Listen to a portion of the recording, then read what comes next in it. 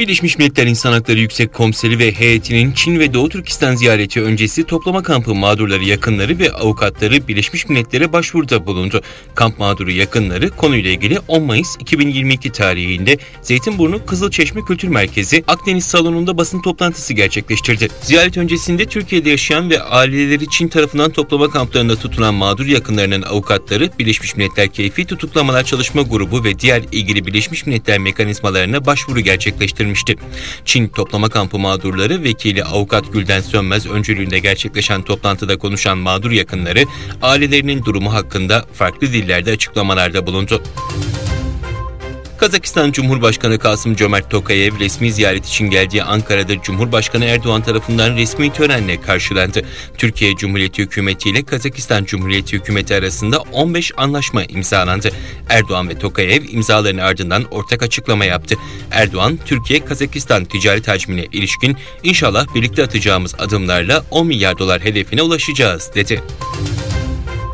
Sıkı bir koronavirüs karantinası altında olan Çin'in Şangay kentinde polisler tarafından sürüklenerek karantinaya götürülen bir kadının görüntüleri internette viral hale geldi. Kadının yanındaki çocuğu annesini kurtarmak için dakikalarca uğraştı ancak istediği sonuca ulaşamadı. Yaşamanın giderek zorlaştığı kentte başka bir kadının da iş bulamadığı için bir ay boyunca telefon kulübesinde yaşadığı ortaya çıktı. Ankara'da yeni yerli e-pasaport, yerli e-mavi kart ve yerli e-sürücü belgesi tanıtım toplantısında konuşan İçişleri Bakanı Süleyman Soylu, Uygur Türklerinin bir kısmının ikameti yoktu. Bir kısmı vatandaş değildi. Hepsini uzun dönemli ikamete çevirdik. Şu anda 6.787 Uygur Türk'ü vatandaş oldu. 2000'inde vatandaşlık işlemleri devam ediyor diye konuştu. Soylu, 101.995 Ağızka Türk'ünün de vatandaş olduğu bilgisini verdi. Ayrıca İçişleri Bakanı, Türkiye Cumhuriyeti vatandaşlığı verilen Suriyeli sayısının 200.950 olduğunu açıkladı.